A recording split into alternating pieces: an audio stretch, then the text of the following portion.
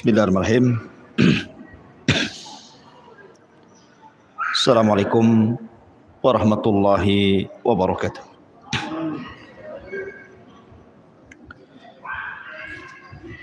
Alhamdulillah wassalatu wassalamu ala Rasulillah wa ala alihi wa sahbihi wa mawalah wa la hawla wa la quwata illa billahi wa ba'd. Alhamdulillah di malam hari ini kita bisa duduk untuk bertalabul ilmi di Masjid Nidaul Ilmi Tanjung Riau, Sekupang, Kota Batam. Salawat dan salam kita hadiahkan pada Rasul kita Nabi besar Muhammad sallallahu alaihi wa ala alihi wasallam. Kita masih mengisahkan Siratul Mustafa alaihi salatu wassalam, sirah manusia terbaik di alam semesta ini, Nabi kita Nabi besar Muhammad sallallahu alaihi wasallam, dan masih bicara tentang periode kota Madinah.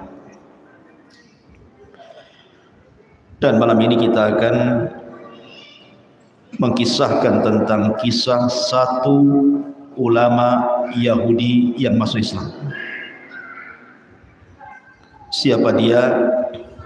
Abdullah ibnu Salam radhiyallahu anhu. Nabi sallallahu alaihi wasallam pernah mengatakan, "Lau amana bi ashratun minal yahudi la amana bi al yahud." Kalaulah beriman 10 pimpinan Yahudi kepadaku, niscaya seluruh Yahudi pasti beriman. Dalam riwayat ini, riwayat Bukhari. Dalam riwayat Muslim, lau taba'ani ashratun minal yahudi lam yabqa ala dhahriha yahudiyun illa aslam. Kalaulah 10 orang ini dari kalangan Yahudi mengikutiku, maka tidak ada yang tersisa di kota Madinah kecuali pasti semua Yahudi beriman kepadaku ataupun masuk Islam. Kenapa Nabi sallallahu alaihi wasallam mengatakan seperti itu? Dan siapa 10 orang Yahudi ini? Kita tahu bahwa di kota Madinah ini yang dulunya disebut Yathrib, tersebar kabilah-kabilah Yahudi sebanyak 10 kabilah. Dan yang paling besar adalah 3 kabilah yang berada di dalam kota Madinah, yang tergabung dalam piagam Madinah. Di sana ada Bani Qunaiqah yang paling besar, kemudian di bawahnya Bani Quraidah, dan di bawahnya Bani Nadir. Kalau seandainya 10 kabilah Yahudi ini pemimpinnya semua masuk Islam, niscaya tidak ada di kota Madinah, Yathrib dan sekitarnya kecuali Yahudi pasti beriman. Tapi sayang, rupanya tidak banyak orang Yahudi yang masuk Islam di zaman itu. Padahal secara keimanan, ikhwan, orang Yahudi beriman kepada adanya Nabi atau kedatangan Nabi itu jauh lebih besar dibandingkan orang-orang musyrik yang ada di kota Mekah, atau bahkan dibandingkan keluarga Nabi sendiri. Karena orang-orang musyrik Mekah atau keluarga Nabi yang musyrik, mereka tidak ada maklumat tentang munculnya seorang Nabi. Lain dengan orang-orang Yahudi, mereka ada maklumat bahwa akan muncul seorang Nabi. Sampai-sampai Al-Quran membahasakan ya'rifunahu kama ya'rifuna abna'ahu. Mereka orang-orang Yahudi itu mengenal akan kelahiran sosok Nabi di akhir zaman itu, jauh lebih mengenal sifat-sifatnya dibandingkan anak-anak mereka sendiri. karena setiap hari dibaca dan setiap hari dihafal. Ma'asyiral muslimin yang dimuliakan Allah Subhanahu wa taala, jadi harusnya sebenarnya bekal keimanan Yahudi tentang akan munculnya Nabi akhiruz zaman dengan sifat-sifat yang jelas ada dalam kitab mereka, harusnya mereka orang yang pertama beriman kepada Rasul dibandingkan orang-orang Khazraj dan Aus yang notabene orang musyrik, tidak punya maklumat soal kenabian. Tapi Allah Subhanahu wa taala memberikan hidayah kepada yang dikehendakinya, bukan hidayah itu diberikan kepada orang sekehendaknya. Hidayah itu milik Allah. Orang yang punya maklumat justru paling keras permusuhannya, orang yang tidak punya maklumat justru pula yang paling taat kepada Rasulullah. Subhanallah. Ma'asyiral muslimin yang dimuliakan Allah Subhanahu wa taala, di dalam Al-Qur'anul Karim Allah Subhanahu wa taala berfirman bagaimana permusuhan Yahudi itu luar biasa keras kepada orang-orang yang beriman. Latajidanna asyaddan nasi adawatan lilladzina amanul yahuda walladzina asyraku walatajidanna aqrabahum mawaddatan lilladzina amanul ladzina qalu inna nasara dzalika bi anna minhum qissisina wa ruhbanan wa annahum la yastakbirun. Sungguh engkau akan dapati manusia yang paling keras permusuhannya terhadap orang-orang yang beriman, yang pertama orang-orang Yahudi dulu, baru setelah itu kata Allah, dan orang-orang yang menyekutukan Allah ataupun disebut dengan musyrikun. Lihat tartib ayat ini. Kita tahu bahwa periode Mekah permusuhan orang-orang musyrik kan luar biasa kepada Nabi sallallahu alaihi wasallam. Tetapi setelah Nabi sallallahu alaihi wasallam hijrah dari Mekah ke Madinah, dihadapkan dengan musuh barunya orang-orang Yahudi, rupanya orang Yahudi jauh lebih keras permusuhannya dibandingkan orang-orang musyrik. Karena Allah mengatakan sungguh engkau akan dapati manusia yang paling keras permusuhannya terhadap orang-orang yang beriman, pertama Yahudi, baru orang-orang musyrik. Tetapi lihat kata Allah, dan engkau akan dapati aqrabahum, orang yang paling dekat dengan orang-orang yang beriman, kecintaan mereka siapa? Orang-orang yang mengatakan kami adalah Nasrani. Karena di antara mereka adalah qissisin, banyak para rahib-rahib yang punya pengetahuan tentang kemunculan Nabi dan mereka tidak sombong. Jadi yang menghalangi hidayahnya orang Yahudi itu sombong. Lain dengan orang-orang Nasrani. Makanya di zaman Rasul orang Nasrani banyak berbondong-bondong masuk Islam. Ma'ruf kisah tentang Nasrani Najran. Satu Nasrani Najran Yaman semua beriman, ribuan. Tapi orang Yahudi bisa dihitung dengan jari orang-orang yang masuk Islam sampai wafatnya Nabi. Tentu banyak faktornya, dan kita tidak hendak menjelaskan tentang faktor-faktornya karena kita akan fokus kepada kisah Abdullah ibnu Salam ibnul Harith. Nama di zaman jahiliyah beliau adalah Husain. Tapi setelah beliau masuk Islam, maka Nabi SAW mengganti namanya dari Husain menjadi Abdullah. Dan begitulah ikhwan, kalau orang sudah tahu, sudah hijrah gitu ya, nama kita ini kurang bagus, tidak ada artinya. Apalagi namanya nama-nama yang mengerikan. Siapa namanya? Hamiyah, api yang menyala. Siapa namanya? Jahannam umpamanya kan ada nama-nama yang mengerikan. Sebaiknya diganti atau dikunyah, Abu Abdullah, Abu Muhammad, ya, dan begitu seterusnya, Abu Humairah. Dan artinya bahwa diganti. Makanya Nabi SAW itu banyak mengganti nama-nama para sahabat. Apalagi nama-nama itu terkandung kesyirikan, seperti Abu Hurairah. Nama di zaman jahiliyah siapa? Abdus Syamsi, hamba matahari.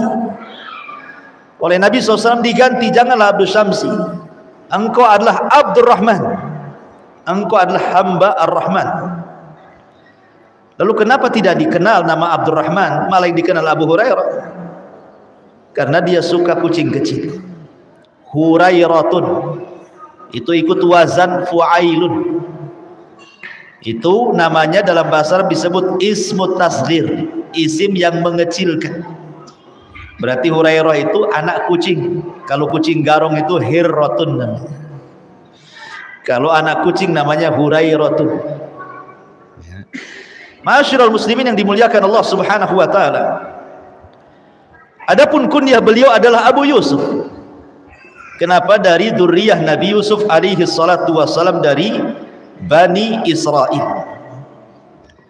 Imam Zahabi rahimahullahu taala ketika menyebutkan biografi beliau dalam kitabnya Syiar A'lamin Nubala, beliau mengatakan ketika menjelaskan siapa Abdullah ibn Salam itu, al-imamu al-habru al-mashhudu lahu bil jannati haliful ansar min khawasi ashabin Nabi sallallahu alaihi wasallam. Dia adalah seorang imam, dia adalah seorang ulama Yahudi, dan dia disaksikan dengan surga, dan dia adalah pembesarnya Ansar dan termasuk orang dekatnya Nabi sallallahu alaihi wasallam. Ketika Nabi sallallahu alaihi wasallam hijrah dari Mekah ke Madinah, baru saja sampai di kota Madinah, orang-orang Khazraj dan Aus itu kan sudah banyak bercerita akan kedatangan Nabi, dan itu sampai di telinga orang-orang Yahudi. Banyak penasaran orang Yahudi itu, apakah betul dia Nabi ataukah bukan? Apa hanya ngaku-ngaku Nabi padahal bukan? Lah, ketika itu kebetulan Abdullah ibn Salam sedang manjat di atas pohon kurma dan sedang memanen kurmanya untuk dibawa ke keluarganya. Dari kejauhan dia melihat Nabi SAW. Dia pun bertakbir, Allahu Akbar. Kemudian pamannya kaget, kenapa Abdullah ibn Salam bertakbir? Ada apa kau bertakbir wahai Abdullah ibn Salam? Maka dia mengatakan, sungguh seorang Nabi telah datang. Kemudian pamannya mengatakan, sungguh kalau seandainya Nabi Musa muncul hari ini, aku pun akan bertakbir seperti takbirmu. Tapi Abdullah ibn Salam mengatakan, demi Allah, sesungguhnya orang itu yang akan datang, dia adalah saudaranya Nabi Musa, sama-sama Nabi gitu. Akhirnya suatu hari dia menemui Nabi SAW, ingin ngetes Nabi dulu. Biasa orang kalau masih penasaran kan dites dulu, betulkah Nabi, betulkah tidak gitu.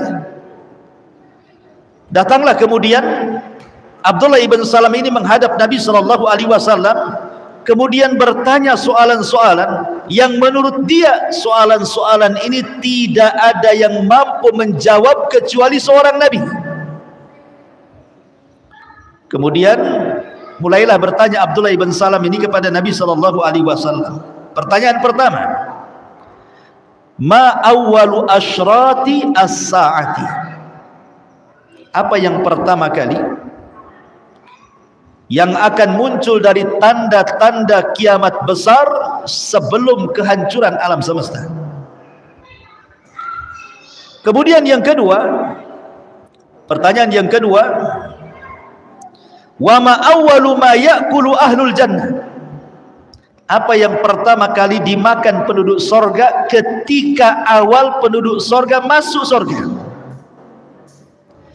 Kemudian yang ketiga, min aina yushbihul walad abahu wa ummahu? Kok bisa anak itu ketika lahir ada yang menyerupai bapaknya ataupun menyerupai ibunya? Kok bisa? Bagaimana caranya? Kalau menyerupai tetangganya, waspadai itu. Kalau menyerupai bapak ibunya, ya wajar dia ada. Jadi ini 3 soalan yang ditanyakan Abdullah ibn Salam kepada Nabi SAW. Persis seperti Herakli, Raja Romawi, ketika dia bermimpi. Dalam mimpinya bahwa akan ada orang-orang yang akan menggulingkan kekuasaannya. Cirinya orang-orang itu disunat, dikhitah. Kemudian dikumpulkan tuh penasihat spiritualnya itu, dukun-dukunnya. Kemudian tersebarlah kabar bahwa di Syam itu orang-orang yang disunat adalah orang-orang Yahudi. Kan Herakli kan Nasrani, kerajaan Syam. Kemudian para pembesarnya mengatakan, kalau engkau mau wahai Herakli, wahai rajaku, kita bantai saja orang-orang Yahudi. Kalau engkau takut mereka akan menggulingkan kekuasaanmu karena mimpi. Rupanya setelah itu Abi Sufyan dari Mekah kan dengan rombongannya sedang berniaga di Syam. Ketahuan bahwa orang-orang ini pun disunat. Gitu. Akhirnya kemudian ditangkap, dihadapkan kepada Herakli. Kemudian ditanya soal sifat-sifat Nabi yang muncul di Mekah itu. Rupanya persis seperti yang yang dia bacakan. Herakli punya pengetahuan. Sehingga ketika datang surat kepada Herakli ngetes dulu dengan 10 soalan. Rupanya setelah 10 soalan itu mencocoki bahwa dia seorang nabi kepada Abi Sufyan ini. Sebenarnya Herakli itu ingin masuk Islam. Sampai dia mengatakan, kalau aku bukan raja, aku akan mendatangi dia, aku akan cucikan sandalnya gitu. Kucium tuh kakinya. Setelah kemudian dia ngomong dengan para pembesarnya marah. Karena dia takut kursinya hilang. Tak jadi, tidak, aku bergurau saja gitu. Herakli akhirnya nggak masuk Islam. Ya. Lah apapun yang terjadi, orang-orang ini mengetes dulu. Seperti di sini Abdullah ibn Salam mengetes dulu kan. Sebelum masuk Islam dites dulu. Maka Nabi SAW mulai menjawab satu persatu. Adapun yang pertama kali dari tanda-tanda kiamat besar sebelum kehancuran alam semesta, kata Nabi SAW, adalah nar, api yang akan menggiring manusia ke padang mahsyar, maksudnya Syam. Dalam riwayat, api yang keluar dari perut Adan Yaman sana, kemudian bergabung dengan api Hijaz, menggiring manusia sampai ke Syam. Disitulah kemudian dikiamatkan. Kemudian yang kedua, adapun makanan yang pertama kali dimakan penduduk sorga, kata Nabi SAW, kabidil hut, kit'atu kabidil hut, hatinya ikan paus. Ya tentu paus sorga beda dengan paus dunia. Kemiripan sorga dengan dunia itu hanya di nama saja, kata Abdullah bin Abbas. Hakikatnya berbeda. Di sorga ada paus, di dunia ada paus. Pausnya sorga beda. Di dunia ada pisang, di sorga ada pisang. Pisangnya pun beda. Nama aja yang sama. Adapun kenapa kemudian min aina yushbihul walad abahu wa ummah? Bagaimana bisa anak itu serupa dengan bapak atau ibunya?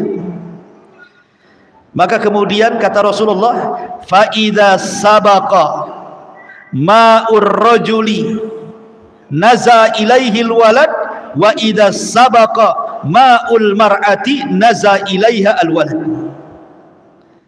Kalau air sperma laki-laki mendominasi dibandingkan sperma istrinya, maka dia serupa dengan ayahnya. Tapi kalau yang mendominasi sperma ibunya dibandingkan suaminya, maka akan mirip ibunya.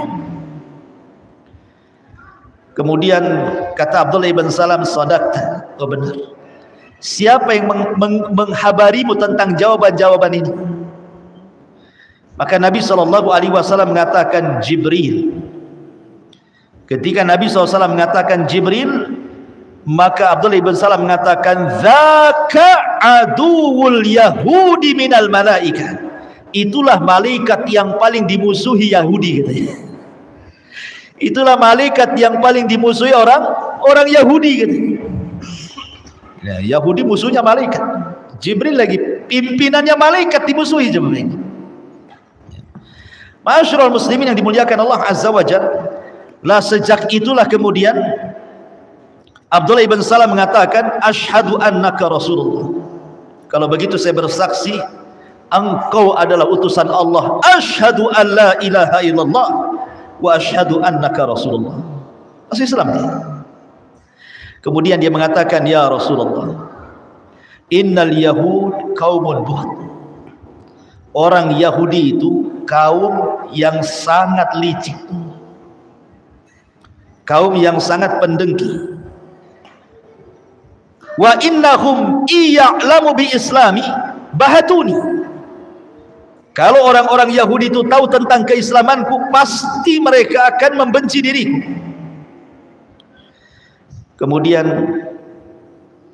fa'arsil ilaihim fasalhum anni. Tapi kalau engkau ingin mencobanya, enggak apa-apa. Tapi sebelum itu kau tanya dulu kedudukanku di hadapan mereka. Akhirnya kemudian Nabi SAW mendatangi orang-orang Yahudi dan bertanya kepada mereka, ayyu rajulin ibnu salamu fikum? Bagaimana pendapat kalian tentang ibnu Salam, Abdullah ibn Salam itu? Apa kata orang-orang Yahudi? Habruna wabnu habrina wa alimuna wabnu alimina wa khairuna wabnu khairina. Dia adalah ulama kami, anak dari ulama kami. Dia orang yang paling cerdas di antara kami, anak orang yang paling cerdas di antara kami. Dia orang yang baik di antara kami, anak orang terbaik di antara kami. Wah, dipuji habis. Ya, karena Abdullah ibn Salam itu ulamanya mereka. Kalau ada apa-apa mereka datang kepada Abdullah ibn Salam bertanya. Jadi dipuji habis. Kata Nabi SAW mengatakan, ara'aitum in aslam.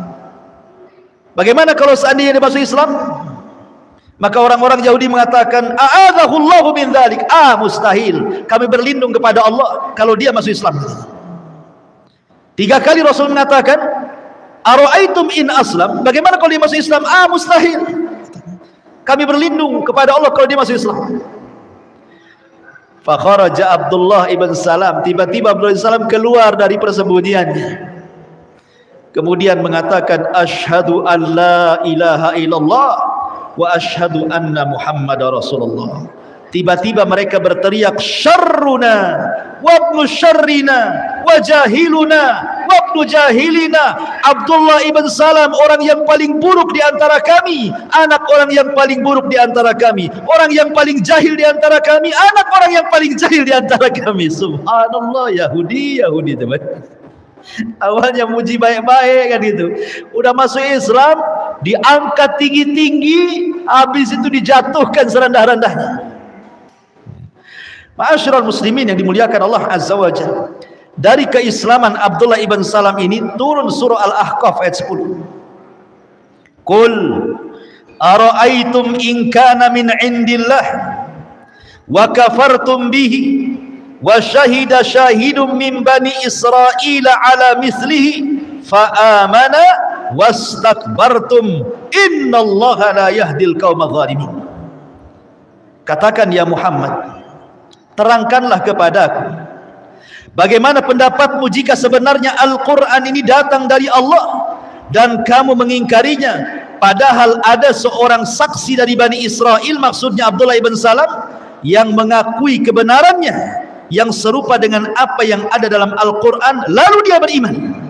Turun ayat ini kepada Abdullah bin Salam. Tapi kalian justru menyombongkan diri. Sungguh Allah tidak memberi petunjuk kepada orang-orang zalim. Keislamannya turun surah Al-Ahqaf ayat 10.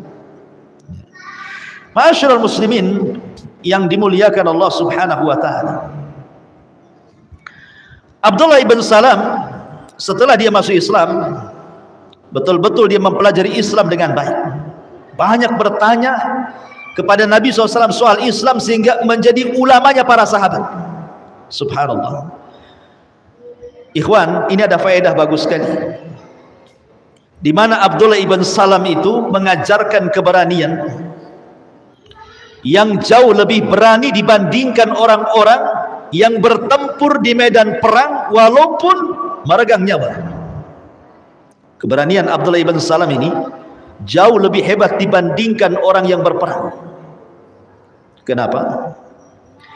Dia seorang ulama Yahudi, dihormati orang-orang Yahudi, pengikutnya banyak dari kalangan Yahudi. Dia pun dimuliakan oleh orang-orang Yahudi secara material, secara dunia. Tiba-tiba kemudian dia mengakui kesalahannya, kemudian meninggalkan kebatilannya, mengambil yang hak. Konsekuensi dia masuk Islam, dia tidak dijadikan ulama lagi di tengah Yahudinya. Pengikutnya akan membencinya. Sudah tidak ada lagi sumbangan yang datang kepadanya. Dia akan hidup bersama layaknya orang-orang muslim yang fakir. Keberanian macam mana coba yang menentukan sikap berpindah dari yang batil kepada yang hak kan? Tidak semua orang bisa, ikhwan.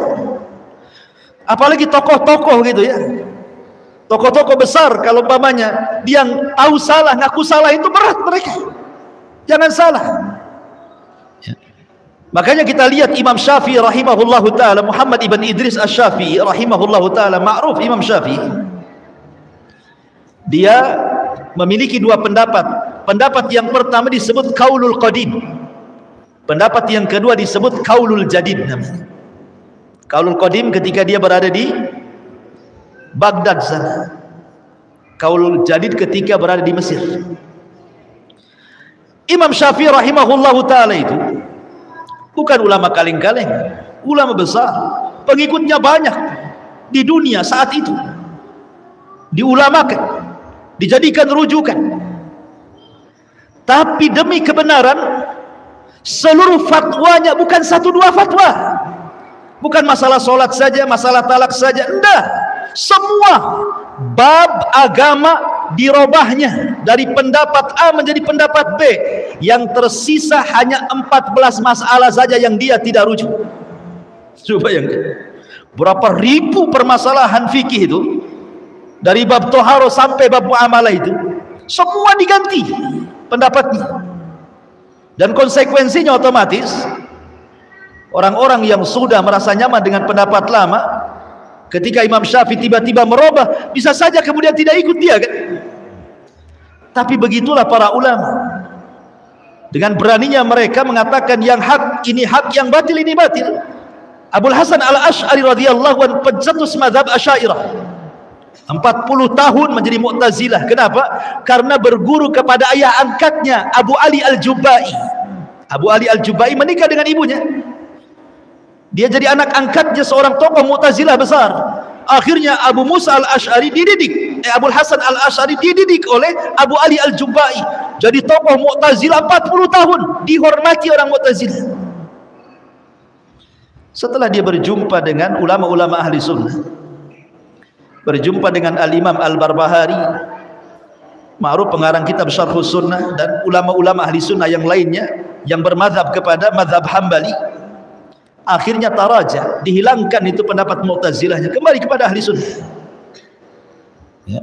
Ma'asyiral muslimin yang dimuliakan, itulah keberanian yang sesungguhnya ketika seseorang itu mampu membuang pendapat yang batil dan juga berpindah kepada yang hak. Ini yang banyak tidak dilakukan oleh tokoh-tokoh. Betapa banyak orang yang tahu ini hak, ini tidak ada dalilnya, ini perkara bid'ah, tidak dicontohkan Rasul, ini sesuatu kesyirikan. Tapi dia berpikir, aduh, kalau saya berpindah kepada paham ini bisa diboikot saya kan. Hilang masanya. Ma'asyiral muslimin yang dimuliakan Allah Azza wa Jalla, kembali kepada kisah Abdullah ibn Salam. Abdullah ibn Salam adalah orang yang paling alim dengan Taurat, karena dia ulamanya masalahnya. Dikeluarkan Imam Bukhari dan Muslim dalam sahih keduanya, diceritakan dari Abdullah ibn Umar radhiyallahu anhuma, annal yahud ja'u ila Rasulillah sallallahu alaihi wasallam fadzakaru lahu anna rajulan minhum wa imra'atan zanaya. Orang Yahudi, kan kita tahu bahwa Yahudi Madinah kan sudah terikat dengan apa? Piagam Madinah. Mereka tidak bisa keluar dari piagam itu. Ada konsekuensinya kalau sampai mereka keluar dari piagam itu.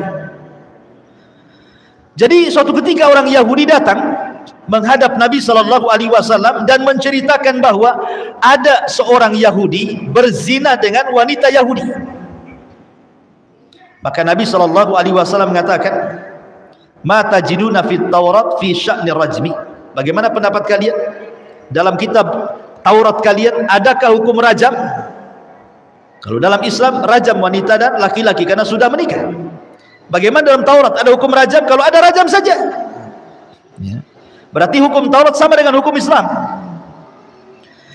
Waqalu, dia mengatakan, kalau dalam Taurat kami nufadhihuhum wa yujladun, tidak ada ayat rajam dalam Taurat kami. Yang ada kami permalukan dia, habis itu kami cambuk dia. Enggak ada rajam dalam Taurat itu. Datang Abdullah ibn Salam, ya, dan mengatakan, kadzabtum, dusta kamu. Dia ulama Yahudi mau bohongi Nabi pula, ya. Kata Abdullah ibn Salam kepada orang Yahudi ini, kadzabtum, dusta kamu. Inna fiha rajm, dalam Taurat ada ayat rajam. Fa'tu bit Taurat, datangkan Taurat. Kemudian didatangkan Taurat. Saya contohkan ya, didatangkan Taurat. Jadi pas dibaca, pas ada kalimat rajam ditutup sama jempolnya, begini. Dibaksa dia, kalimat rajam jadi tutup sama jempolnya sama dia. Apakah kurang ajar tuh? Habis itu dibaca. Ya. Abdullah ibn Salam orang alim, tahu dengan Taurat. Apa kata Abdullah ibn Salam? Irfa yadak, angkat tanganmu, angkat. Jangan kau tutupi, angkat jempolmu tuh kali. Subhanallah, bayangkan. Angkat jempolmu, angkat tangan. Farafa ayadahu fa idza fiha ayatur rajm. Ketika dia mengangkat tangannya, rupanya ada ayat tentang rajam di situ. Kurang ajar kata Yahudi. Ya. Ma'asyiral muslimin yang dimuliakan Allah Azza wa Jalla, faqalu, maka mereka pun mengakui Nabi, sadaqa ya Muhammad, engkau benar wahai Muhammad, fiha ayatul rajmi. Ya, ada ayat rajam. Maka Nabi SAW perintahkan untuk dirajam wanita itu. Ya. Ma'asyiral muslimin yang dimuliakan Allah Subhanahu wa taala, begitulah orang Yahudi menyembunyikan ilmu. Itulah orang Yahudi suka menyembunyikan ilmu. Mereka tahu kebenaran tapi berusaha menutupinya. Ma'asyiral muslimin yang dimuliakan, adapun wara' dan zuhudnya serta karam dan tawadhu'nya juga luar biasa. Dikisahkan oleh Muhammad ibn Al-Qasim rahimahullahu taala. Jadi suatu ketika Abdullah ibn Handalah, anak daripada Handalah ghasilul malaika, anna Abdullah ibn Salam marra fi suq alaihi huzmatun min hatabin. Jadi suatu ketika dia melihat ada Abdullah ibn Salam di pasar sedang menggotong di pundaknya kayu bakar. Dia nyari kayu bakar, digotong, kemudian dijual. Abdullah ibn Handalah kemudian mengatakan kepada Abdullah ibn Salam, alaysa agnakallah, bukankah Allah sudah memberikan kekayaan kepadamu? Kenapa kau mesti harus cari-cari kayu bakar dari hutan, kau jual pula di sawah kayak orang miskin saja, katanya. Kayak orang miskin saja. Apa kata Abdullah ibn Salam? Bala, iya betul. Walakin, akan tetapi, aradtu an aqma al-kibra. Aku lakukan seperti ini, aku hanya ingin menghilangkan perasaan kibar, perasaan sombong, biar aku enggak sombong. Aku ingin meniru orang-orang fakir biar aku tidak sombong. Makanya ketika kemarin kita cerita Ashabus Sufa kan umumnya fuqara wal masakin. Tapi ada orang-orang kaya ikut tidur di situ. Seperti Ubay ibn Ka'ab, Handalah ghasilul malaika, Al-Haris al-Ansari, itu orang-orang kaya. Tapi kalau tidur sama Ashabus Sufa ketika ditanya, karena saya ingin belajar zuhud, belajar sabar, belajar susah, belajar melarat di situ kan. Kata Abdullah ibn Salam, karena aku ingin menghilangkan perasaan sombongku dalam hatiku. Kenapa demikian? Sami'tun Nabiyya sallallahu alaihi wasallam yaqul, kata Abdullah ibn Salam, karena aku mendengar Rasul bersabda, la yadkhulu al-jannata man kana fi qalbihi mithqalu habbati min khardali min kibrin.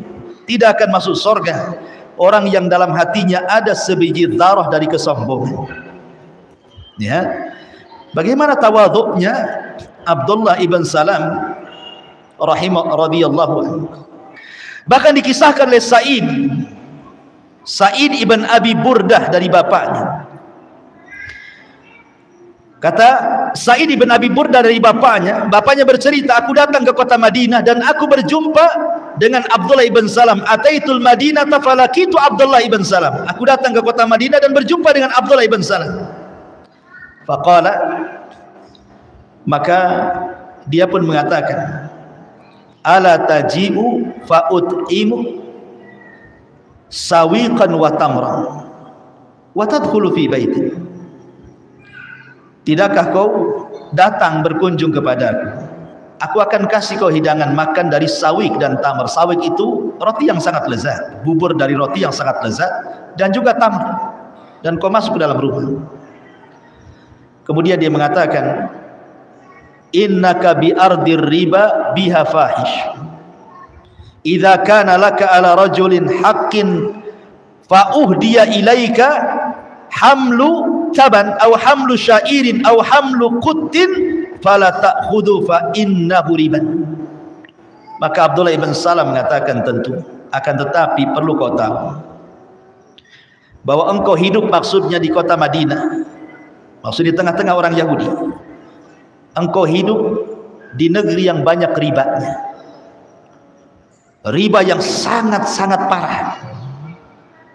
Kalau seandainya datang kepadamu seseorang dan menghadiahkan, baik berupa syair ataupun makanan-makanan yang bisa dimakan, maka jangan kau ambil. Jangan-jangan itu adalah bagian daripada riba, katanya.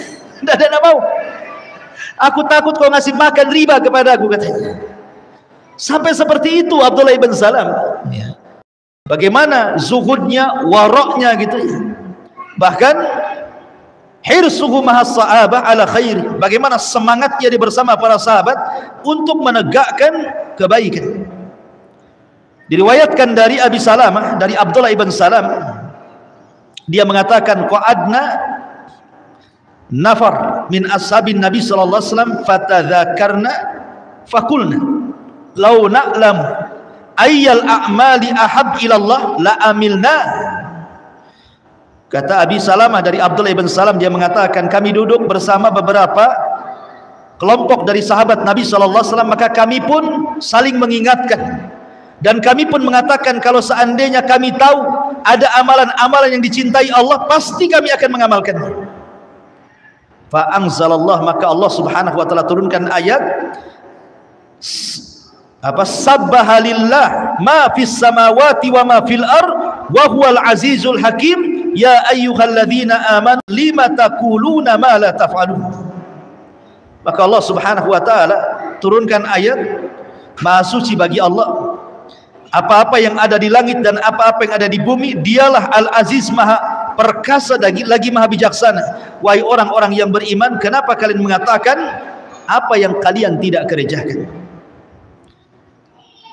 Ketika dia mendengar ayat ini, makanya dia mengatakan, apapun amalan yang dihabarkan Rasul kepada kami, maka kami berusaha untuk mengamalkannya. Karena khawatir akan masuk pada lima taquluna ma la taf'alu. Begitulah kondisi Abdullah ibn Salam radhiyallahu anhu. Ma'asyiral muslimin yang dimuliakan Allah Subhanahu wa taala, adapun keistimewaannya, keutamaannya disebutkan oleh Ibnu Wahbin.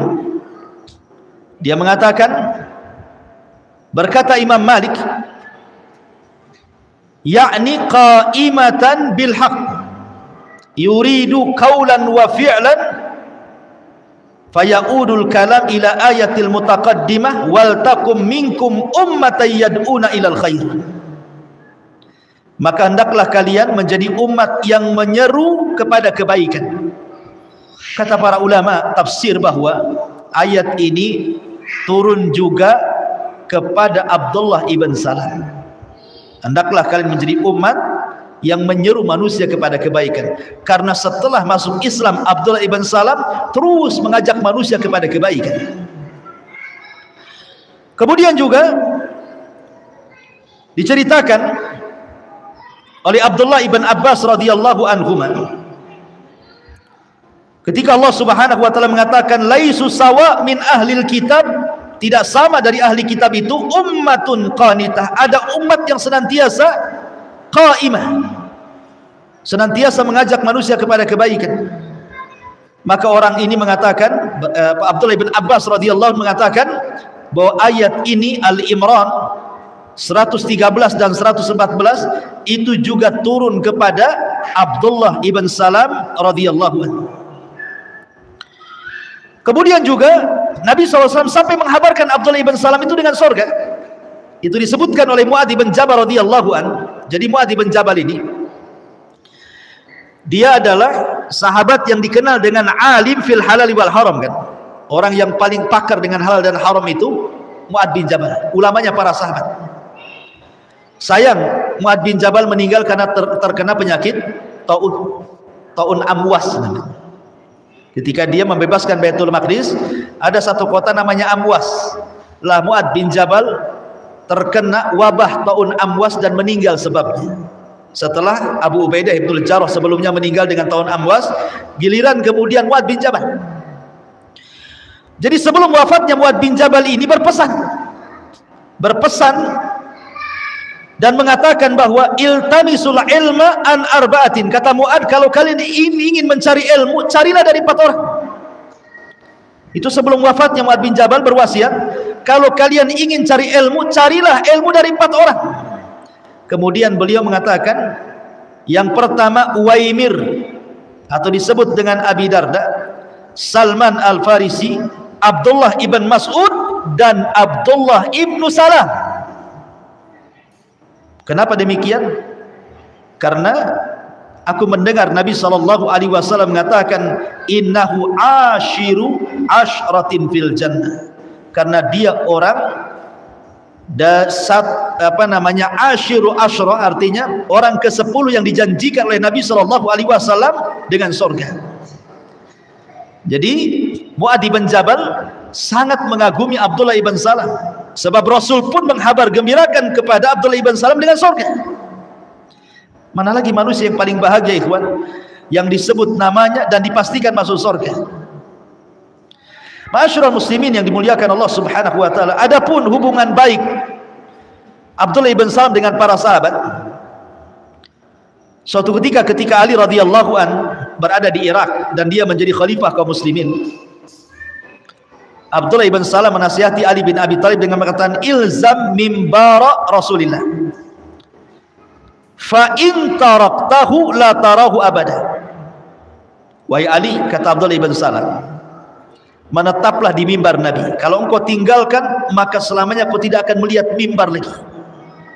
Ya. Maksudnya mimbar Nabi SAW.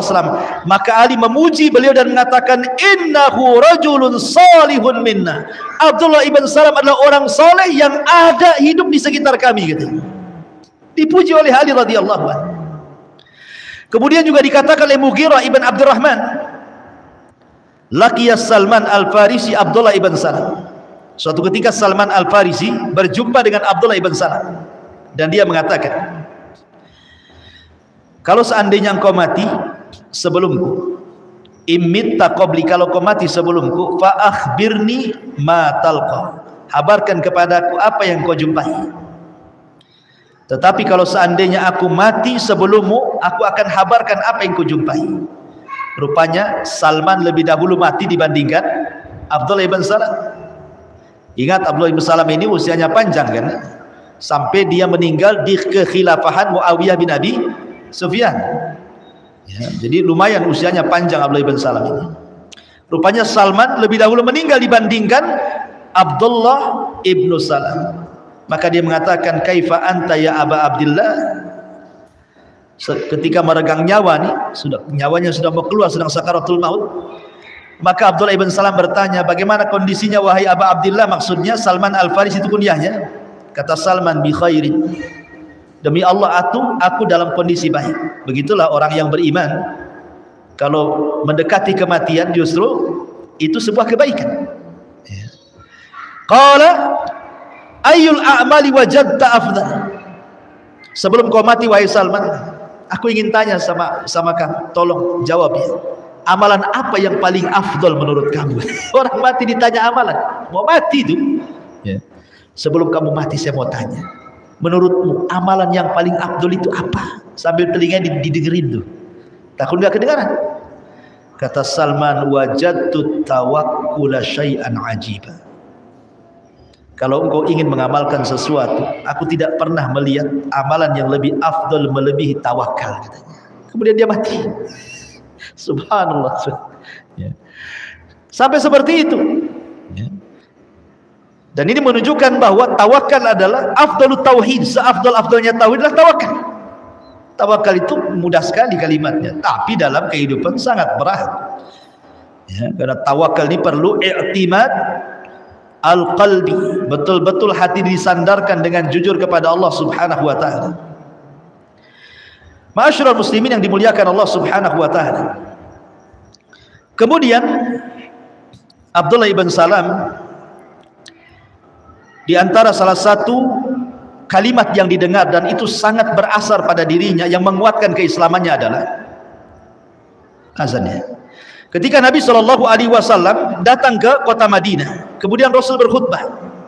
Pertama kali khutbah Rasul ketika sampai di kota Madinah, apa khutbahnya Rasul? Ya ayyuhan nas, afsus salama bainakum, wa at'imut ta'ama, wasilul arhama, wa sallu bil laili wan nasu niyam, tadkhulul jannata bisalam. Ini khutbah pertama Rasul ketika sampai di kota Madinah. Wahai manusia, sebarkan salam, berilah makan orang-orang yang membutuhkan makanan, sambungkan silaturahim, dan salatlah di tengah malam saat manusia sedang tertidur, maka kalian akan masuk surga dengan selamat. Kemudian Abdullah ibn Salam dia mengatakan, pada nautu minhu, aku pun mendekat dia, wasyahadtu, dan aku pun wasyahidtu, dan aku menyaksikan alla ilaha illallah wa anna Muhammadar Rasulullah. Dia pun bersyahadat di hadapan Rasul. Kemudian Rasul iltafat, menengok, mas muka siapa kamu? Dia mengatakan Al-Husain ibnu Salam. Maka Rasul mengatakan, bal anta Abdullah ibnu Salam. Kau bukan Husain ibnu Salam, tapi engkau adalah Abdullah ibnu Salam. Sejak itu berubah namanya dari Husain ibnu Salam menjadi Abdullah ibnu As-Salam. Ma'asyiral muslimin yang dimuliakan Allah Azza wa Jalla, sampai di sini kisah Abdullah ibn Salam. Setelah ini kita akan bercerita permusuhan orang-orang Yahudi kepada Nabi SAW periode Madinah, bagaimana sampai terjadi peperangan dan terusirnya Yahudi dari kota Madinah. Masih panjang. Subhanakallahumma bihamdika asyhadu an la ilaha illa anta astaghfiruka wa atubu ilaik. Allahu ta'ala alam. Assalamualaikum warahmatullahi wabarakatuh.